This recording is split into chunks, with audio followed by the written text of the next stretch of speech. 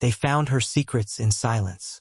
8 boxes, identical, sealed tight beneath the floorboards of a crumbling tobacco warehouse in Richmond, Virginia. Each one carried a man's wedding ring. Each one carried a vial of white powder. And every name carved into those rings belonged to a husband of the same woman, Ruth Holloway. No one was supposed to find them. The magistrate who oversaw the demolition in 1811 ordered the discovery erased, the boxes hidden, the workers silenced, the records burned. They said it was to protect the reputation of prominent families. But the truth was far simpler. They were afraid. Because Ruth Holloway had not merely married 8 men. She had outlived them all. And what killed them was not love, nor age, nor accident, but something far colder, calculated, and invisible. Those vials weren't medicine. They were mastery, a formula learned, perfected, and used like an artist uses color. You see, in the early Republic, when America was young and raw, alchemy still whispered through the corridors of learned men. But it was Ruth, a woman who understood its darker promise. Not gold from lead, but control from compassion. The transformation of care into power. Her first husband was a tobacco merchant. Her second, a shipowner. The third, a political advisor. Each wealthier than the last. Each died quietly, clutching their stomachs as if consumed from within, while Ruth wept, composed, and unbroken. The city whispered that she was cursed. But the whispers were wrong. Curses are blind. Ruth Holloway was deliberate. And behind her lace gloves and quiet voice lay an intelligence that studied men the way a surgeon studies anatomy, precisely, patiently, without pity. Tonight, I'm not going to tell you about a murderer.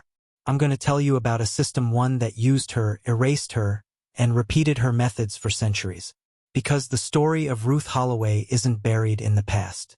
It's the blueprint of how the powerful consume and discard, over and over again, under names far grander than hers.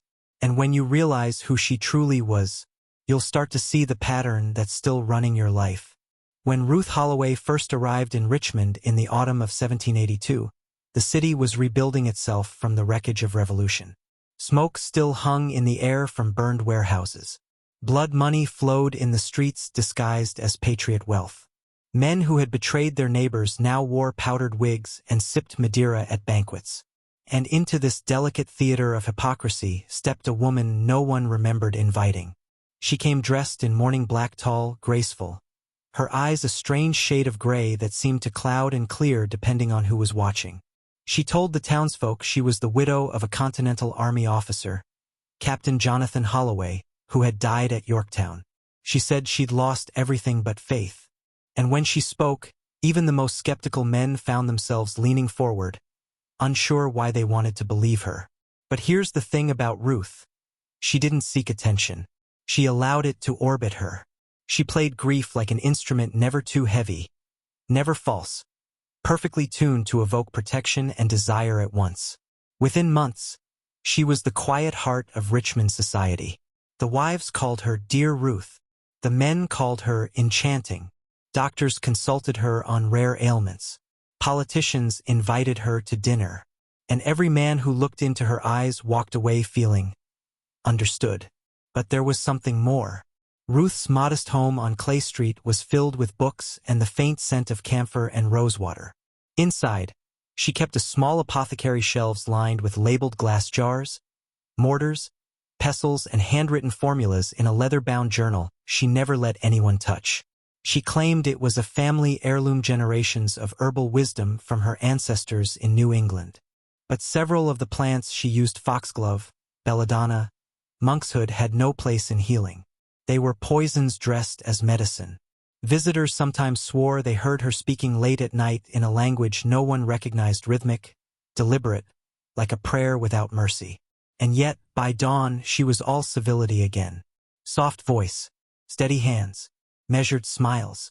The first man who proposed to her, Colonel Edmund Fairfax, was one of Virginia's richest tobacco barons. He saw in her what every ambitious man fears and desires, a woman who seemed to carry both comfort and danger in equal measure. They married within 6 weeks. The city celebrated it as a fairy tale, the noble widower and the devoted healer united at last. But some of the enslaved servants who attended the wedding whispered another word. They said the air around her shimmered, that her eyes reflected candlelight when they shouldn't have, that she smiled when the priest said, "Till death do you part." And somewhere in her journal, on that very night, Ruth Holloway wrote a single line. "The bond sealed. The 8th begins." It began with something small, a stomach ache. Colonel Edmund Fairfax, proud, red-blooded, and unaccustomed to weakness, brushed it off as indigestion. Too much brandy, perhaps, too much roast beef at dinner. But by the 3rd night, the pain had grown sharper, crawling up through his ribs, stealing his breath. And Ruth, dear, dutiful Ruth, was always there at his bedside. Neighbors praised her devotion. They saw candlelight flickering from the windows of the Fairfax mansion until dawn, the silhouette of a woman tending her ailing husband. She brewed teas, whispered prayers, mixed tinctures that smelled faintly of almonds and crushed violets. And when she spoke to Edmund, her voice was low and hypnotic, like a lullaby designed to keep him from ever suspecting that his healer was also his executioner. But there was someone else watching, someone no one ever asked. Jupiter, the house servant who had been with Fairfax for over a decade, began to notice small things. That Ruth always washed her husband's cup herself. That she stored her remedies in glass vials sealed with wax. That she never drank from the same pot she poured from. One night, near midnight, Jupiter heard a sound from the study, a moan, the scrape of a chair, a choked gasp. Through the window, he saw the colonel slumped over his desk, his face pale, his body trembling. And beside him stood Ruth, calm as moonlight, holding a steaming cup. "Drink this," she whispered. "It will ease the pain." Her tone was tender, but there was no warmth in it, only control. The colonel obeyed. He always did. Minutes later, his breathing faltered, his body convulsed, and then silence. Jupiter would later tell the others that Ruth stood there for a long time, perfectly still, staring down at the man who had trusted her. Then, methodically, she rinsed the cup in a bowl of water she had prepared earlier. Only after that did she begin to scream. By morning, the doctor declared it acute gastric fever. The death certificate bore no suspicion. And Ruth, pale, trembling, impossibly composed, became the tragic widow once again. But something in her eyes betrayed her. Not grief, not shock, something colder, satisfaction. Because this wasn't loss. It was completion. The first link in a chain she had been forging long before Richmond ever knew her name. And while the city sent condolences, while priests offered prayers, while servants whispered and crossed themselves, Ruth Holloway sat alone in her study, writing in her leather-bound journal. Her pen moved with precision, her expression serene. The ink dried beside a new entry, dosage refined, response exact. The method holds. Before Richmond, before the charm and the lace and the carefully measured grief, there was Philadelphia, the restless heart of a young nation where ideas were traded like currency and morality was an inconvenience. It was there that Ruth Holloway became something far more dangerous than a widow. In 1781, she had arrived in the city with forged papers and a false name, working as an assistant to a disgraced physician named Dr. Marcus Wainwright. Wainwright had once been celebrated a scholar of anatomy and chemical medicine, rumored to have corresponded with Benjamin Rush himself. But behind closed doors, he was conducting experiments that even Rush condemned as profane alchemy. His interest wasn't in healing, it was in control. He believed that consciousness could be altered, emotions manipulated, and the body reduced to obedient machinery through chemical means.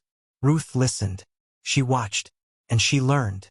Wainwright noticed her brilliance immediately. She had an instinct for proportion, for symmetry, for silence. When he spoke of the nervous system, she asked about the soul.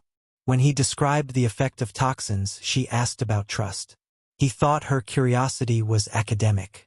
He was wrong. In secret, she copied his formulas: nightshade, wolfsbane, arsenic salts, and refined them, noting how small adjustments could prolong suffering or disguise symptoms as disease. To Wainwright, she was a pupil. To herself, she was a creator. The night Wainwright died, no one connected it to her. They called it an accidental ingestion, ironic, given his profession. But in his final hours, he reportedly whispered her name again and again, his mouth foaming, his eyes wide with disbelief. When they found his journal, half the pages had been torn out. Those pages, witnesses said, were never recovered. Weeks later, Ruth Holloway boarded a carriage south, carrying a single leather-bound book. The spine bore no title. Inside were the missing pages rewritten in her own hand. She had taken everything he knew and perfected it. Not just the chemistry, the philosophy. She understood that real power wasn't in violence. It was in trust. In the way people surrender themselves willingly to the illusion of care. That was her true formula. Faith as a weapon. Compassion as the disguise. By the time she reached Virginia, she no longer needed Marcus Wainwright. She had become him and something more. And so when she stood before her dying husband with a cup in hand, she wasn't just delivering poison. She was conducting an experiment. One that had begun in the shadows of a Philadelphia cellar and would, over 3 decades, claim 8 lives and rewrite the boundaries between science, sin, and control. After Colonel Fairfax's funeral, Ruth Holloway vanished from society for exactly 72 days. No visits. No correspondence. No light from her windows. It was as if she were cocooning herself, distilling the next version of her act. And when she re-emerged, she was transformed. She wore white now instead of black, speaking softly of divine providence and rebirth. She donated Fairfax's fortune to rebuild a burned church and fund a small hospital for the poor. The city applauded her generosity, but they missed the subtext. Ruth was buying faith, not offering it. Every brick laid in that hospital, every sermon preached in her honor, expanded her circle of influence. Physicians began consulting her again. Clergymen praised her godly humility. And from the poorhouse to the governor's mansion, her name was spoken with reverence. That's how she met her second husband, Reverend Samuel Pritchard, a man of equal vanity and ambition disguised as holiness. He believed he was saving her soul. She let him. During evening prayers, she'd sit with eyes closed, murmuring verses from the Psalms while her mind wandered elsewhere. To ratios, doses, measurements. To her, Scripture was just another form of code, another system of control. Each word carried vibration, rhythm, obedience. She began experimenting with combining her remedies with spoken invocations, seeing whether suggestion could strengthen the body's reaction. She wasn't merely poisoning now. She was programming. Reverend Pritchard preached that illness was God's test. When his parishioners grew sick after visiting Ruth's infirmary, he called it divine purification. When his own hands began to tremble and his throat burned with thirst, he called it penance. She smiled, refilled his cup, and said nothing. On the night he died, he reportedly whispered, "Ruth, I see him, the angel."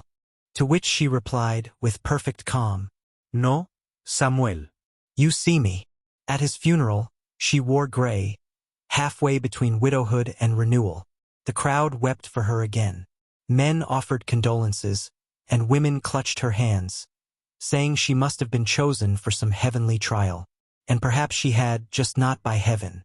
In her journal that night, she wrote, "Faith amplifies the effect. Words quicken the mind's surrender." You think she was a killer, but look closer. She was running an experiment in human obedience, centuries before psychology had a name for it. And those same methods, the soft voice, the false empathy, the slow conditioning of fear and trust, did not die with her. They were refined, institutionalized, weaponized. Tell me, how many of those systems rule your life right now without you even noticing? By 1789, Ruth Holloway was no longer just a widow with a charitable reputation. She was a name whispered in state offices, a benefactress to the wounded, a quiet consultant to the powerful. Her second husband's church had become a hub for Virginia's new political elite men who prayed for virtue in the morning and traded secrets by night. And among them was her next target. Senator Charles Ambrose, a lawmaker known for his eloquence, his vanity, and his unguarded appetite for admiration. He met Ruth at a dinner hosted by the governor himself. While others debated tariffs and treaties, she spoke softly of loyalty, sin, and the fragile thread that holds order together. Ambrose was enthralled. He'd fought for the revolution, drafted laws for the republic, yet in her presence, he felt like a student again. A man standing before something older, colder, and infinitely wiser. Within a year, he married her. To the outside world, it was the perfect union of intellect and virtue, the statesman and the saint. But behind the heavy drapes of their mansion, something else unfolded. Ruth began inviting Ambrose's colleagues to supper: judges, generals, financiers. She'd listen, never interrupting, as they argued over taxation, trade, the rights of men. And then she would ask one simple question: who decides what is lawful when those who write the laws are corrupt?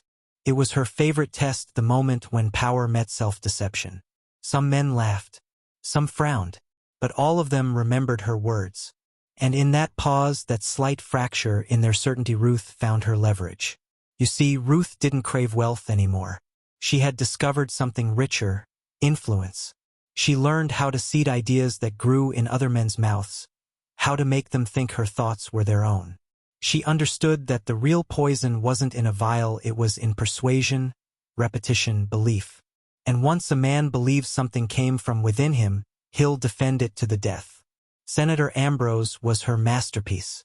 Over time, his speeches grew darker, more authoritarian. He spoke of moral purification, of necessary suffering for social order.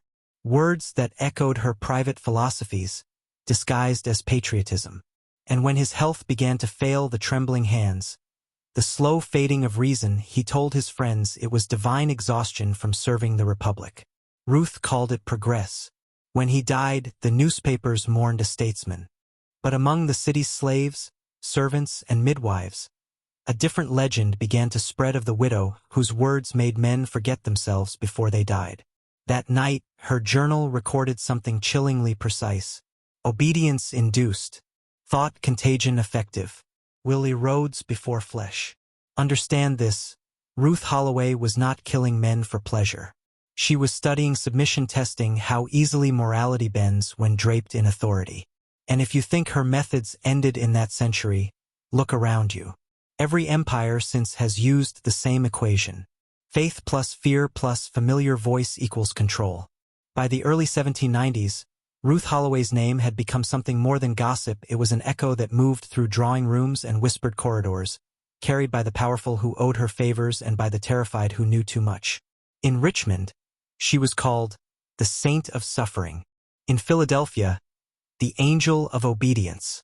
And in certain letters exchanged between men whose names would later decorate history books, she was called by another title entirely: the Matron. It was around this time that Ruth began receiving visits from strangers who never used their real names. They came in carriages after midnight, men from universities, from Masonic lodges, from the newly formed offices of the federal government. They asked about her studies in behavioral influence.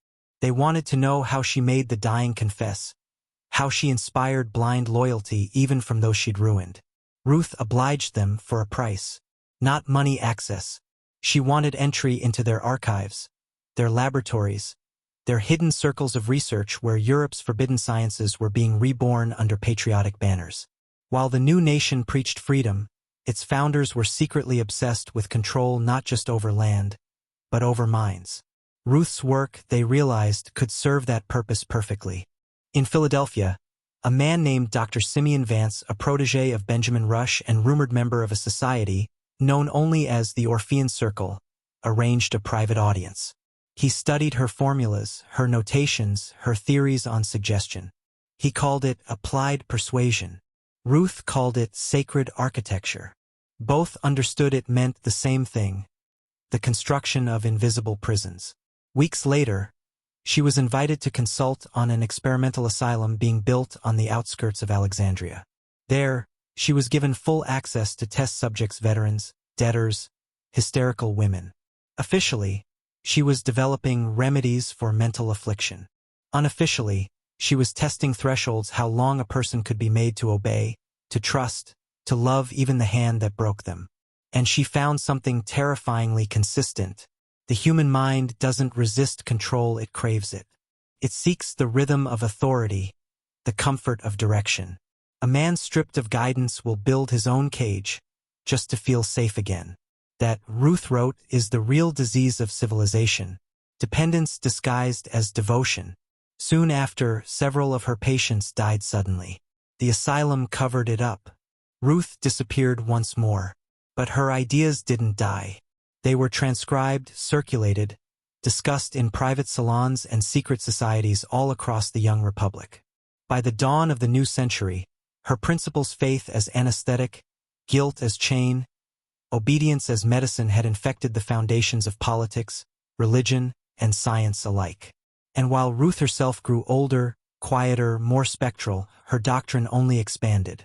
She no longer needed to act directly. The world was learning to poison itself.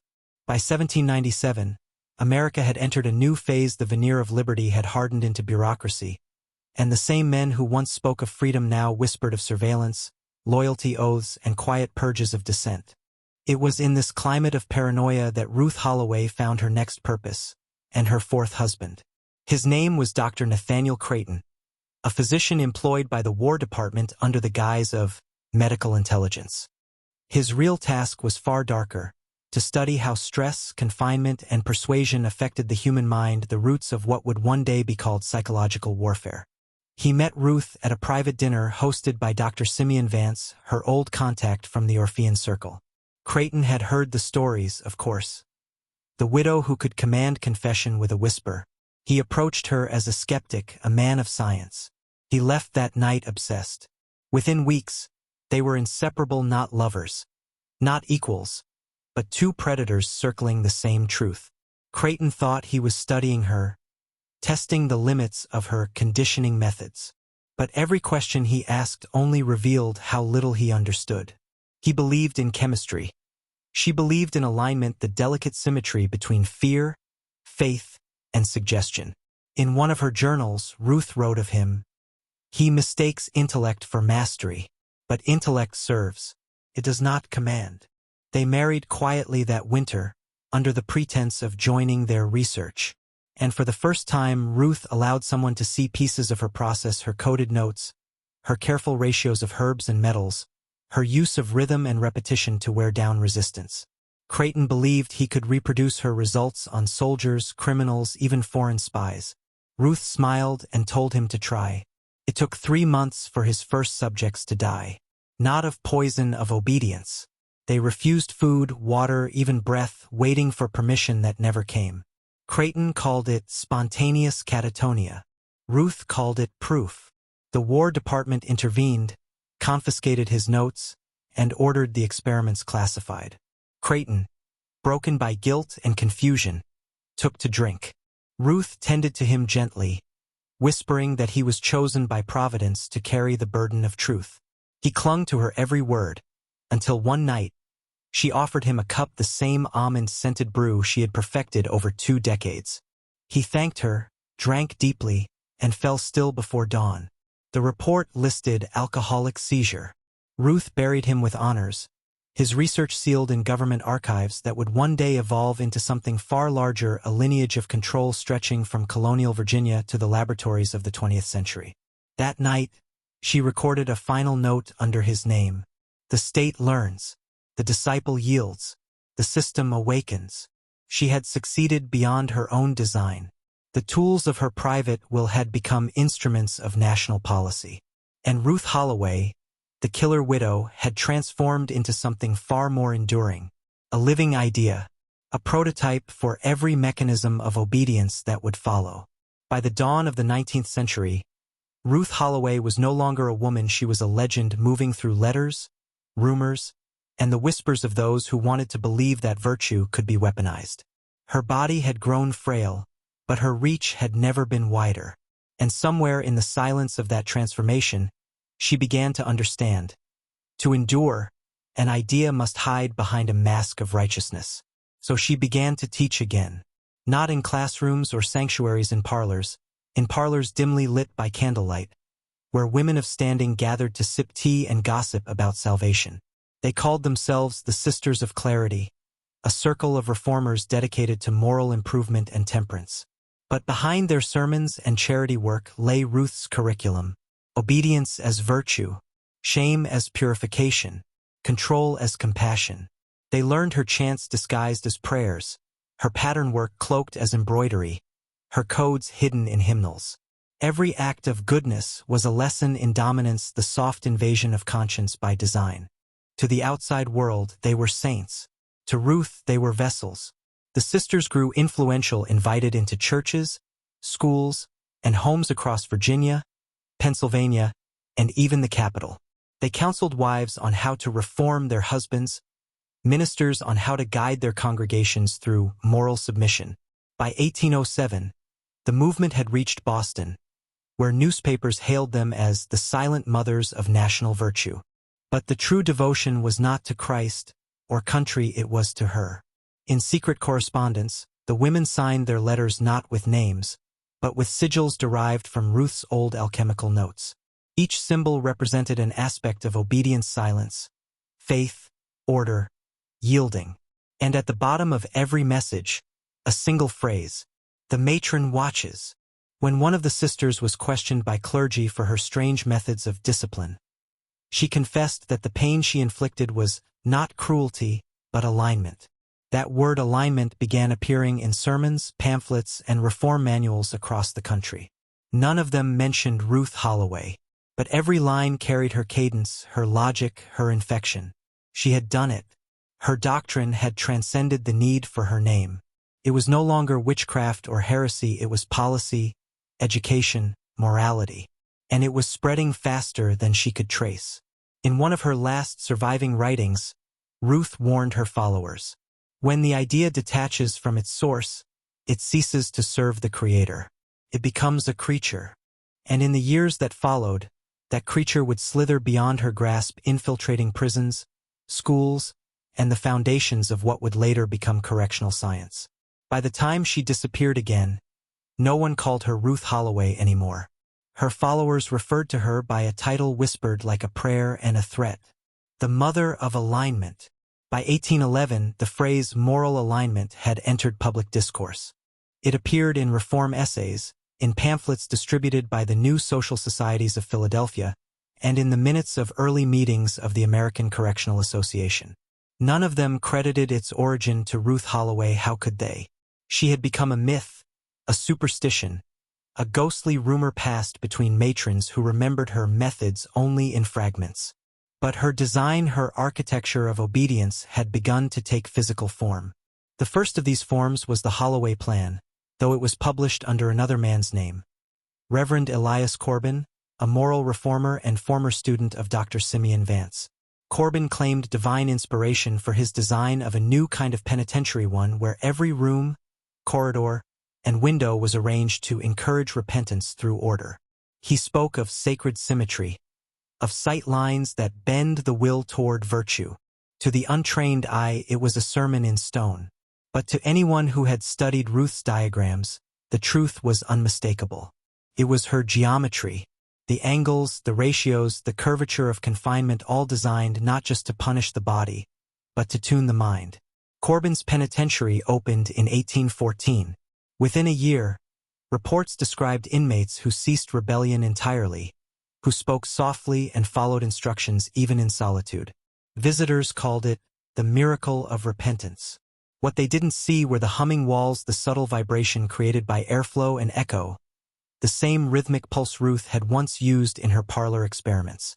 The sound was inaudible but felt, a constant lull that quieted thought. That was Ruth's secret: not pain, not fear, but frequency. The steady repetition that dissolves resistance. Soon, other architects and reformers copied Corbin's holy design.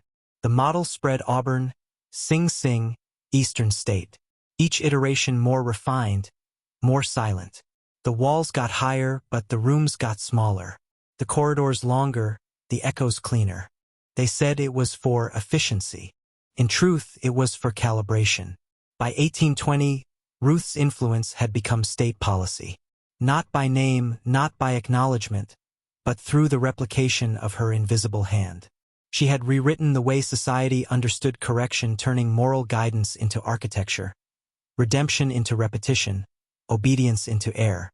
In one of her final surviving letters, she wrote simply, "I no longer need followers. The buildings pray for me." And perhaps she was right, because even after she vanished, every penitentiary, asylum, and reform school that followed bore her rhythm, the quiet hum of order mistaken for peace. She had achieved immortality not in blood, but in blueprint. And though her body was fading, her idea was still expanding, waiting for the next generation of reformers to carry it further, under new names with new machinery. They called themselves the Harmonium Society. Not a church, not a lodge, something quieter and far more precise. Formed in Boston in 1849 by men who believed that divinity was measurable, that the soul itself could be tuned like an instrument. Among them were physicians, engineers, and retired officers of the early prison board's men who had all, in their own ways, walked through the corridors Ruth Holloway had designed. They recognized her pattern immediately, though none dared to speak her name aloud. The Society's founding document described its purpose as the study and preservation of moral resonance. But privately, its members called it the continuation. They saw Ruth not as a criminal, but as a visionary, a woman centuries ahead of her time who had discovered that emotion, guilt, and faith could be induced, not taught. That if one could find the correct frequency, a man could be made to feel conviction without ever knowing why. Their experiments began with architecture, testing how shapes and materials could shape thought. But soon they expanded to sound. They built chambers beneath Beacon Hill, lined with brass and quartz. When vibrations were played through the walls, participants reported sensations of repentance, then clarity, then obedience. They called these waves the Holloway tone. At first, they used it for treatment. Drunkards, thieves, and political dissidents were invited or coerced into voluntary correction sessions. The results were astonishing. After only hours in the chamber, subjects emerged calm, compliant, and deeply loyal to their overseers. The press called it Boston's miracle of moral hygiene. But the Society's ambitions grew darker. What if the same tone could be broadcast? What if cathedrals, schools, and government halls could all carry the same unseen pulse, a national harmony of obedience? One experiment in 1853 nearly exposed them. A church choir in Salem collapsed mid-service when their organist, an initiate of the harmonium, accidentally struck the frequency too purely. The vibration traveled through the nave, and for 37 seconds, every person in the building forgot their own name. The Society hid the incident as mass hysteria. But within their archives, still sealed beneath the Boston Athenaeum, a note remains, written in trembling ink. "We have found her voice again." From that point on, they stopped calling it sound. They called it the whisper. And the whisper was never meant for correction anymore, it was meant for governance. Halfway through this descent, I need you to mark your transformation, to claim your awareness before we go further. Type in the comments twice, "I hear the whisper," once for remembrance, once for awakening, because what comes next isn't history, it's continuity. By the dawn of the 20th century, the whisper no longer needed a society to survive. It had become policy. When the Harmonium disbanded in 1897, officially citing irreconcilable differences in moral philosophy, its members quietly migrated into new institutions. Some became university psychologists. Some became industrial engineers. Others found their way into the Bureau of Education and the newly formed Department of Labor. All carried fragments of Ruth Holloway's geometry, her ratios, her tonal formulas, her belief that control could be achieved not through punishment, but through design. They began to replace walls with words, vibrations with messages. Schools were the first experiment. Classrooms were redesigned according to Holloway principles: symmetrical, minimalist, echo-free. The chalkboard centered like a pulpit, the teacher's voice perfectly framed for resonance. Even the bells that marked the passing of each hour were calibrated in pitch and interval to instill obedience through repetition. The public thought it was efficiency. It was actually entrainment, subtle conditioning through sound, rhythm, and expectation. Churches followed. Preachers trained by communication specialists learned to modulate their tone, pausing at precise frequencies to elicit reverence, then compliance. The same acoustic engineers who had built the penitentiaries now consulted for megachurches, cathedrals, and government auditoriums. The whisper was evolving, not hidden anymore, just repurposed. By 1910, its presence was everywhere. In the cadence of advertisements, in political speeches, in the phonetic algorithms of early telephone design. The Holloway ratio, the 3-to-5 harmonic she discovered in her parlor laboratory a century earlier, became the unspoken foundation of persuasion science. Every persuasive sound, every motivational tone, every jingle that gets stuck in your head carries her ghost. And yet, the true apex came during wartime. In 1917, while the world was on fire, the U.S. Committee on Public Information, America's first propaganda bureau, began employing psychological resonance consultants. Their task was to translate the whisper into slogans and radio broadcasts that could bypass resistance and plant belief. It worked too well. Entire populations turned their will toward war not from conviction, but from frequency. Most never questioned why their emotions synchronized with their leader's words, why their fear rose and fell on command. They were hearing Ruth's melody, stretched across decades, no longer a tone, but a language of obedience. And as governments perfected it, industry refined it. Corporations discovered that the whisper sold not just ideas, but identities. If you can tune a man's sense of self, you can sell him anything, even his own reflection. They called it public relations. You know it today as marketing. But the principle never changed. The hum remains. When the first radios sang into American homes, people thought it was magic. Invisible voices carried through the air, filling every room, every silence. But for those who understood the lineage, it was something else entirely. It was the whisper reborn. You see, Ruth Holloway's legacy was never meant to die in brick and mortar. The true evolution of her idea was transmission, the ability to enter the human mind without proximity. And in the 1920s, with the arrival of commercial broadcasting, that dream finally came true. Behind the optimism of the golden age of radio, a quieter experiment unfolded. Networks hired auditory consultants, men whose resumes read like fragments of forgotten orders, names that appeared once in harmonium records, once in early prison reform committees, and once again in the newly established Bureau of Psychological Research. Their role? To shape engagement. That meant tuning every broadcast, every tone, every silence. They learned that certain frequencies between 6 and 10 hertz could induce states of trust, calm, and receptivity. Not loud enough to hear consciously, but low enough to synchronize with the brain's natural rhythms. 0.09. The effect was subtle but undeniable. The listener didn't just hear the message, he believed it. By the 1930s, the effect was everywhere. Radio dramas that could make entire neighborhoods cry in unison. Political speeches broadcast at night, carried through static and rain, their cadence measured not for truth but for resonance. Even music was engineered for obedience, marching bands and love songs sharing the same hypnotic intervals. Then came film. Hollywood discovered the geometry of persuasion, light and shadow replacing Ruth's stone corridors. Soundtracks timed to the human heartbeat. The whisper found its new temple in cinema. Theaters designed like sanctuaries, screens like illuminated altars. The audience sat still, eyes dilated, breath synchronized. For 2 hours, their emotions were no longer their own. Psychologists studying early film audiences noted a strange phenomenon. When the lights dimmed, viewers entered a measurable trance state. Their pulse slowed, their minds opened, and into that opening poured everything: the hero, the flag, the product, the promise.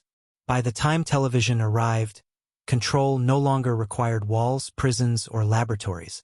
The whisper had entered the bloodstream of daily life, dressed in laughter, jingles, and news. Every broadcast carried a faint echo of Ruth's original tone, that same 3:5 harmonic she had discovered by candlelight while watching her husbands die. Now, instead of 8 widowed men, there were millions, each one believing they were choosing freely, when in truth they were simply resonating, living at the frequency chosen for them. By the time we entered the digital age, the whisper no longer needed air, walls, or frequency. It had evolved, not louder, but smarter. The old architects of obedience had worked in stone, sound, and geometry. Their successors worked in code. Where Ruth Holloway had used herbal extracts and vibration, her modern inheritors used data. They discovered that the human nervous system could be mapped not just by frequency, but by pattern, the rhythm of your scrolling, the tempo of your typing, the intervals between what you like and what you ignore. That became the new harmonic language, a digital liturgy, an algorithmic prayer. In the 1990s, when the first social networks appeared, engineers spoke innocently of user engagement. But the language beneath it, resonance, retention, reconditioning, came straight from the archives of the old harmonium society. The same principles of Ruth's alignment doctrine were rewritten in behavioral code. Instead of penitentiaries and parlor rooms, there were now feeds. Infinite corridors of curated stimulus, each one tuned to the user's psychological frequency. Every sound, every image, every notification pulse was crafted to reproduce the Holloway ratio, that 3 to 5 harmonic that bypasses resistance. The scrolling rhythm was the hum of the new cathedral, continuous, self-reinforcing, perfectly timed to the micro-rhythms of dopamine and dread. And just as Ruth once promised her husband's relief, the algorithm now promises connection. But it is the same seduction, the same velvet poison, whispered in a different language. Corporations discovered what governments had always known. Control doesn't require chains. It requires comfort. It requires the illusion of choice inside a carefully tuned environment. Ruth's blueprint has become the internet itself, a labyrinth of reflection where every wall shows you exactly what you most desire, until you forget there was ever a way out. You don't need to be silenced anymore. You only need to be distracted. And the hum that once lived beneath penitentiaries now lives inside your devices. It is the rhythm of notifications, the tonal shift of alerts, the predictive pulse of, for you, pages that seem to know your mind better than you do. That is the new whisper, not a sound, but a feedback loop of attention, binding you by fascination instead of fear. We used to build prisons to hold men still. Now, the prisons move with us, invisible, portable, personalized. And the most brilliant trick of all? You built the walls yourself. Listen carefully now. This is where the descent ends or begins again, depending on whether you truly heard what came before. Everything we've uncovered, Ruth Holloway's geometry, the harmonium's tone, the prison blueprints, the frequencies, the algorithms, all of it was built around a single idea. A truth so simple that it had to be buried beneath centuries of ritual and deception. Obedience isn't taught. It's tuned. That was Ruth's revelation. That beneath every belief, every emotion, every act of loyalty, there is a frequency, a rhythm, a resonance that can be designed. Once you learn how to alter that rhythm, you can shape a man's will without him ever realizing it. They called it moral alignment, but that was the lie. It was never about morality. It was about possession. Ruth didn't just want control of her husbands. She wanted to own the pattern of their devotion, to prove that love, faith, and even the instinct to survive could be rewritten through vibration and ritual. The Harmonium Society merely continued her work on a larger scale. Governments industrialized it. Corporations monetized it. You and I, we inherited it. Every song you hum, every headline that outrages you, every scroll you can't stop, every silence you try to fill. All of it is the same architecture, the rhythm of control disguised as choice. But here's the part they never wanted you to know. Ruth's final notes, the ones sealed in the Virginia archives, contained a warning. She wrote, "Every frequency that binds also breaks. The one who learns to hear the silence between tones cannot be owned. That is the forbidden truth. The only antidote to the whisper is to recognize it, to feel the space beneath it. When you stop reacting, when you hear the hum for what it is, you step outside the pattern." That's why the story was hidden. Not to protect reputations, but to protect the architecture itself. Because if men ever remembered that awareness is immunity, that stillness is rebellion, the entire machine would collapse. So now you stand at the threshold Ruth herself never crossed. You've heard her melody through centuries of transformation, from poison to prayer, from church to circuit. And if you can hear the silence beneath it, you are no longer inside it. The walls are still there, yes, but they're only made of sound. And sound cannot contain you once you recognize the frequency is not your own. That's the moment you stop resonating. That's the moment you wake up. If you've made it this far, type in the comments, "The silence is mine," twice. once for memory, once for freedom. And remember, every system that controls you began as a whisper. The question now is whether you'll keep listening or start hearing. You made it to the silence where the illusion ends. Type, "The silence is mine" twice below to claim your identity beyond the pattern.